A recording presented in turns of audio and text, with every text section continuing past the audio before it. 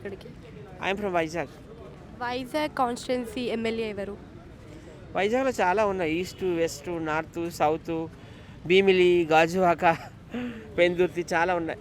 ఏడెనిమిది మంది ఉన్నారు ఎమ్మెల్యే. మీ కాన్స్టిట్యూషన్ మాది వచ్చేసి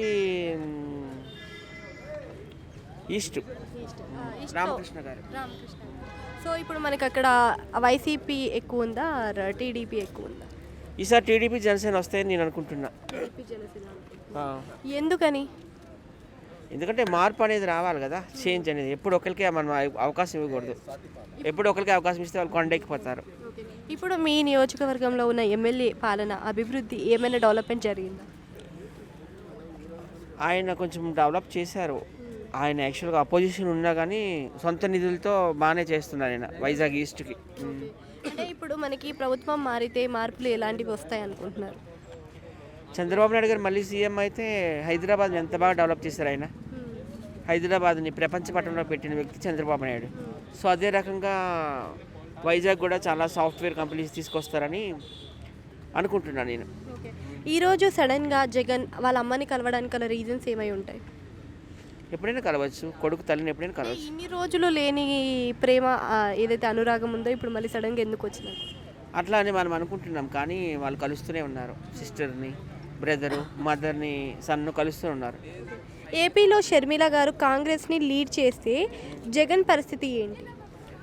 నష్టమే జగన్కి. అంటే ఇప్పుడు జగన్ ఓడిపోవడానికి మరి అదొక రీజన్ అవ్వచ్చు అనుకుంటున్నాను. అది రీజన్ కాదు. ఇప్పుడు అందరూ పవన్ కళ్యాణ్ గారిని, చంద్రబాబు నాయుడు గారిని ఎక్కువ మంది కోరుకుంటున్నారు. సో అదే కాకుండా ఇప్పుడు జగన్ ఇన్ని రోజులు లేదు మనకి. ఎప్పుడైతే కేసీఆర్ గారి ఆరోగ్యం చాలా రోజులు అవుతుంది, ఇప్పుడు తను డిశ్చార్జ్ అవ్వడం కూడా అయిపోయింది.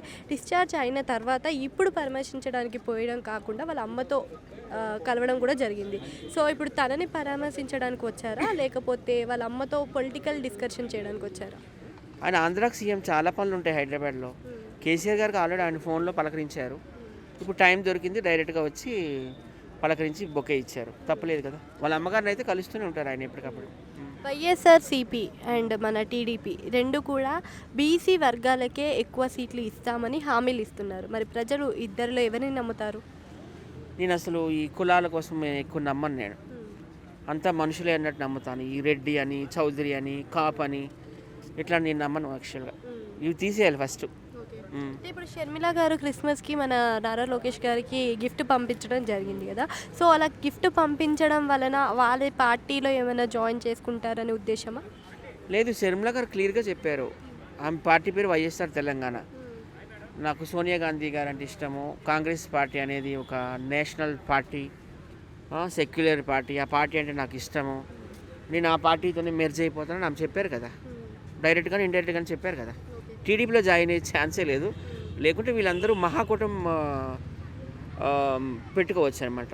అలయన్స్ పెట్టుకోవచ్చు. ఎవరెవరంటే టీడీపీ, జనసేన, బీజేపీ, కాంగ్రెస్ మరి పగ్గాలని వైఎస్ఆర్కి ఇస్తారంటున్నారు కదా. ఒకవేళ అలా వస్తే, అంటే అన్ని అలయన్స్లో వస్తే మరి అధికారం వచ్చేది మాత్రం ఒకరికే కదా. పవన్ కళ్యాణ్, చంద్రబాబు రావాలని కోరుకుంటున్నా. ఎందుకంటే వాళ్ళకు కూడా ఛాన్స్, డెమోక్రసీలో అందరికి కూడా ఛాన్స్ రావాలి. Everybody should get chance in the democracy. ఎప్పుడు ఒకలే ఉండకూడదు. పవన్ కళ్యాణ్ గారు కూడా చాలా సంవత్సరాలు కష్టపడుతున్నారు. ఆయనకి సీఎంగా కానీ, డిప్యూటీ సీఎం కానీ ఖచ్చితంగా ఇస్తారు చంద్రబాబు గారు. అంటే పవన్ కళ్యాణ్ మీద కూడా చాలా విమర్శలు వినిపిస్తున్నాయి. మరి అలా అనుకుంటే నారా లోకేష్ గారికి, ఇప్పుడు పవన్ కళ్యాణ్ గారికి డిప్యూటీ సీఎం కానీ, హోమ్ కానీ ఇచ్చినా కూడా మరి నారా లోకేష్ గారి పరిస్థితి ఎలా ఉంది? నారా లోకేష్ గారు ఏం పదవిని కోరుకోవడం లేదు కదా. ఆయన ఏం కోరుకోవడం లేదు. తెలుగుదేశం పార్టీని బతికిస్తాను, తెలుగుదేశం పార్టీని బాగా నడిపిస్తాను అంటున్నారు కానీ నేను సీఎం అవుతానని ఆయన ఎక్కడ చెప్పలా. పవన్ కళ్యాణ్ గారికి, చంద్రబాబు నాయుడు గారికి ఉన్నాయి ఛాన్సెస్. అది కూడా సీట్స్ బట్టి. ఇప్పుడు ఆంధ్రాలో 175 ఎమ్మెల్యే సీట్స్ ఉన్నాయి. అందులో సగం రావాలంటే ఆల్మోస్ట్ 90 రావాలి.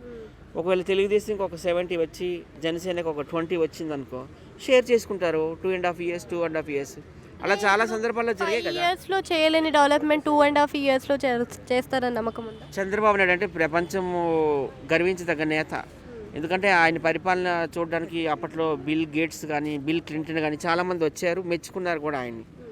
సో ఆయన మంచి విజనరీ. సో ఆయన పరిపాలన ఖచ్చితంగా బాగుంటుంది.